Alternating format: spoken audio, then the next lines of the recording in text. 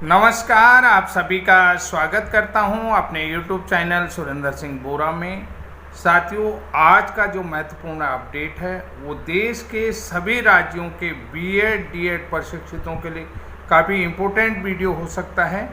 यहाँ पर चीज़ों को अब समझना होगा कि बीएड वर्सेस बीटीसी विवाद कहाँ पर और किस कदर अब और आगे जा रहा है और किस कारण से ये अब और पेचीदा बनते जा रहा है। तो यहाँ पर हम समझने का प्रयास भी करेंगे और क्यों अब ये मामले फिर दोबारा से सुप्रीम कोर्ट के फैसले के बाद भी उलझते जा रहे हैं। मेरा कहने का मतलब ये है कि यहाँ पर मामला ये तब तक उलझेगा जब तक दोनों को समानता के आधार पर यानी कि समान रूप से क्वालिफिकेशन कैटेगरी में रखा न जाए। तो क्वालिफिकेशन कैटेगरी यहाँ पर बहुत महत्वपूर्ण हो रहा है और किसी भी एनसीटी की ही दोनों डिग्रियां हैं, एनसीटी के ही दोनों प्रोग्राम हैं और दोनों को इस तरीके से एनसीटी द्वारा डिवाइड करना कहीं न कहीं बच्चों के जो फंडामेंटल राइट हैं उनके साथ समानता के अधिकार का हनन भी यहाँ पर देखने को मिल सकता है। ये चीज़ें मेरा समझना है, मेरा मानना है कि यानी कि किसी भी प्रकार से डिस्क्रिमिनेशन यहाँ पर आपको किसी न किसी प्रकार से देखने को मिल रहा है, क्योंकि पहले ही जिस तरीके से डिग्रियां बनाई गई थी तो पहले ही इसको स्पष्ट कर देना था कि बीएड 1 to 5th में एलिजिबल नहीं है। लेकिन दूसरी तरफ कोड में ये दलील दी जाती है कि डीएलएड वाला जो है कि 1 से 5 तक ही पढ़ा सकता, बाकी उसके लिए अवसर नहीं है। जबकि डीएलएड के लिए जो है कि संविधान के अनुच्छेद 21A के तहत यानी कि 21A के तहत जहाँ पर नियम 21A की बात की जाती है तो 21A के तहत वो 6 से 8 तक भी पढ़ाने के लिए एलिजिबिलिटी रखता, बाकायदा उसकी जो डीएलएड के बाद क्वालिफिकेशन ग्रेजुएशन होनी चाहिए। तो यहाँ पर देखिए उनके लिए अवसर ज़्यादा हो रहे हैं और बीएड के लिए अवसर फिर कम हो रहे हैं। ये देखने को आपको दिख रहा होगा, तो ये बहुत बड़ी बात है। तो आगे देखिए किस तरीके से ये केस की रूपरेखा हो रही है और क्या जा रहा है। मैंने आपको बहुत तरीके से आपको समझाने का प्रयास करा कि डीएलएड के लिए अवसर अब जहाँ पर है कि प्रमोशन का तो ऑलरेडी है ही, 6 से 8 तक उसको सामान्य रूप से उत्तर प्रदेश में जो डीएलएड करता है वो ग्रेजुएट होता है, उत्तराखंड में जो डीएलएड करता है ग्रेजुएट करता है। एक राजस्थान की कंडीशन अलग है, वहाँ पर्याप्त मात्रा में डीएलएड कैंडिडेट हो सकते हैं। लेकिन बिहार का आपने देखा होगा कि पिछले जितने भी चरण की भर्तियां आई उनमें सीटें फुलफिल नहीं हुए, कैंडिडेट नहीं मिले, उत्तर प्रदेश से कैंडिडेट लिए गए हैं। तो आप समझ सकते हैं कि देश में शिक्षकों की कितनी कमी है और उसके बाद भी बीएड डिग्री को डिनाई किया जा रहा है प्राइमरी में 1 to 5। तो सुप्रीम कोर्ट तो कहीं न कहीं बीएड के अगेंस्ट आपने देखा ही होगा कि 1 to 5th पढ़ाने के लिए नहीं है। तो साथियों, आज भी हम बात करते हैं बीएड वर्सेस बीटीसी मामले में।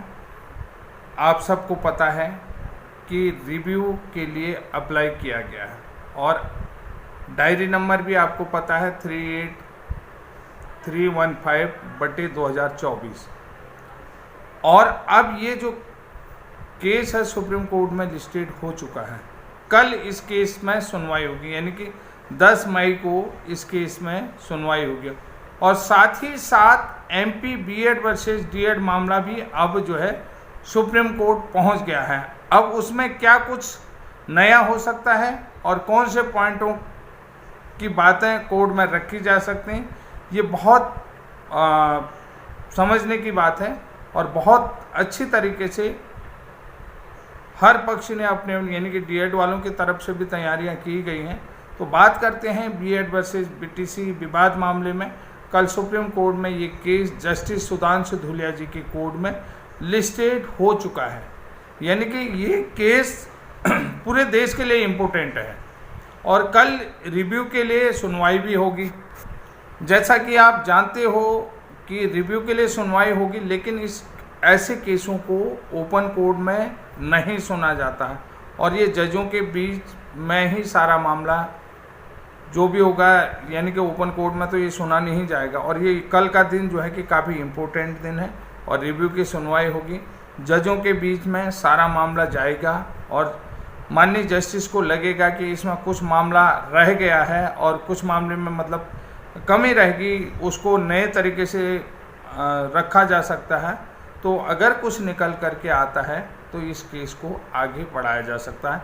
ये केस आपने देख लिया होगा, Devesh Sharma versus union of India में रिव्यू एप्लीकेशन है।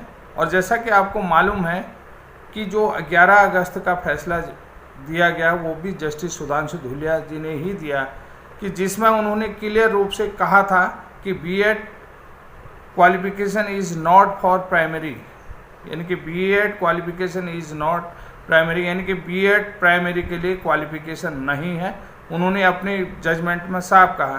तो अगर कल के रिव्यू को कैंसिल किया जाता है, मैं आपको बता देता हूं कि अगर कल का रिव्यू कैंसिल होता है, कर दिया जाता है, तो फिर यह केस एक अलग तरीके से आगे बढ़ेगा, अलग तरीके से आगे बढ़ेगा, यानी कि क्यूरेटिव पिटीशन, यानी कि क्यूरेटिव प्रोसेस में ये चला जाएगा।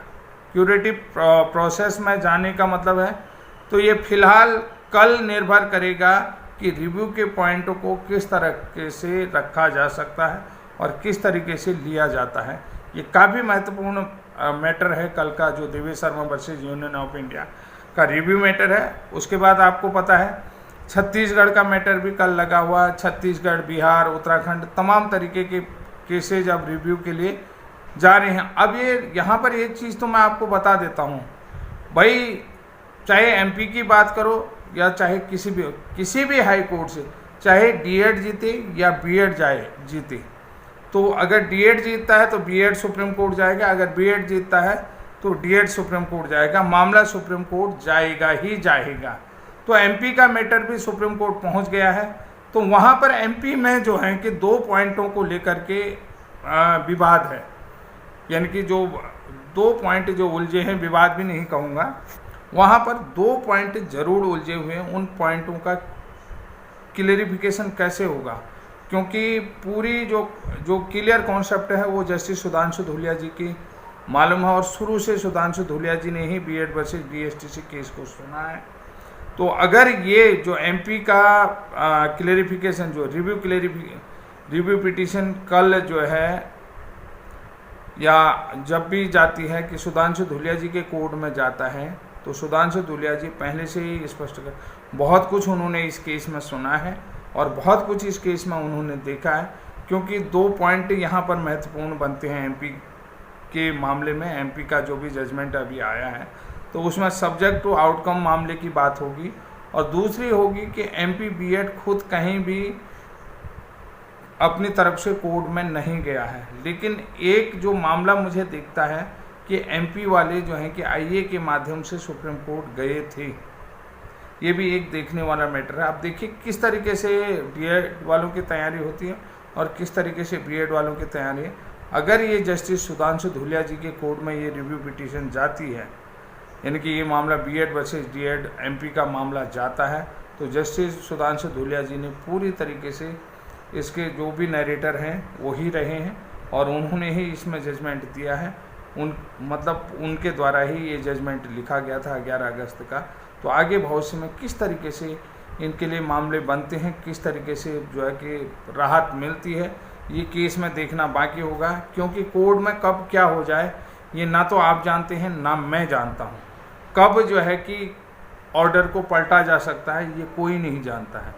ऑर्डर कब जो है कि बीएड के फेवर में आ जाए, कब डीएड के फेवर में आ जाए, जिस ऑर्डर को कभी भी पलटा जा सकता है, क्योंकि अच्छी तरह जब सुनवाई हो जाएगी तब।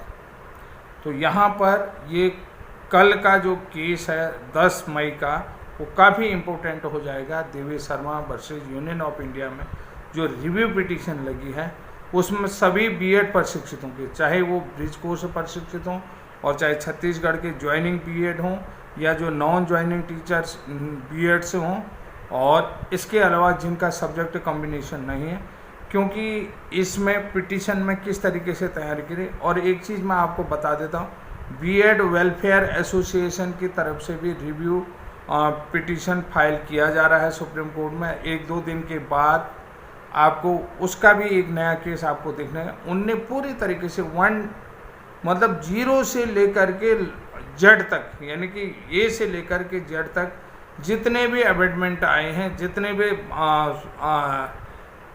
क्या कहते हैं संशोधन हुए हैं, तो यहाँ पर जितने भी रिव्यूज हुए हैं, जितने भी ऑर्डर्स आए हैं, जितने भी कानूनी फैसले हुए हैं, उन्होंने सारी चीज़ें यहाँ पर जहाँ जहाँ यानी कि जो जो फिल्ट्रेशन एनसीटी की तरफ से किए होंगे, जहाँ जहाँ उन्होंने फ़िल्टर लगाया है, उन सारे फिल्टर्सों की कॉपी उन्होंने वहाँ पर लगा रखी है, अपने केस में शामिल कर रखा है। तो हो सकता है बीएड के लिए कुछ नई चीज़ अगर वो रिव्यू एक्सेप्ट किया जाता तो उसमें से निकल करके आएगा।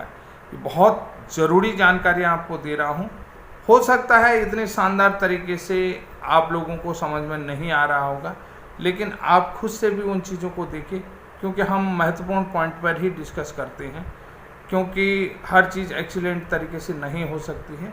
और आपको मैं बता देता हूँ कि चीज़ें समझदार को इशारा ही बहुत होता है, इसलिए जो जो कानूनी कार्रवाई हो रही है कहीं न कहीं वो बीएड के हक में जा सकती हैं आने वाले समय में। जैसे उत्तराखंड की भी अभी जयवीर सिंह वाला केस है, उसके बाद आपको मैंने एक कुलदीप वाला केस भी बता दिया है। तो ये 2 याचिकाएं उत्तराखंड से भी लेके हैं। हो सकता है कल को जो संशोधित नियमावली आई है वो कुलदीप डबराल वाली, तो उस संशोधित नियमावली को भी चैलेंज किया जा सकता है, जिसमें बीएड को बाहर कर दिया गया है। तो ये कुछ महत्वपूर्ण याचिकाएं अभी धीरे धीरे आपको अन्य भी देखने को मिलेंगी। तो इस तरीके से कुल मिलाकर के देश कहाँ जा रहा है, जहाँ टीचरों की आवश्यकता है, जहाँ लोगों को रोज़गार की ज़रूरत है, तो वहाँ पर इस तरीके से कानूनी प्रक्रिया में उलझना क्या भविष्य के लिए अच्छा संकेत है? भविष्य के लिए अच्छा संकेत कहीं भी दिखाई नहीं दे रहा है। जिस तरीके से लोग आपस में उलझ रहे हैं, तो एक बहुत बुरा संकेत मैं मानता हूँ। और जहाँ पर बच्चों के हक की बात की जाती है, जहाँ पर रोज़गार की बात की जाती है, जहाँ पर वोकेशनल एजुकेशन की बात की जाती है, तो ऐसे वोकेशनल एजुकेशन का क्या फ़ायदा जिसके बाद भी बच्चों को रोज़गार के लिए तरसना पड़े, कि उनको उनके मन माफिक, कि उनकी क्वालिफ़िकेशन के अकॉर्डिंग जॉब ना मिले।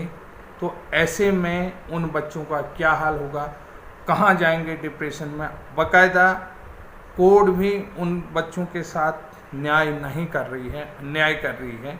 तो ये बड़ा लगता है कि कुछ उटपटांग हो रहा है, कुछ गलत हो रहा है।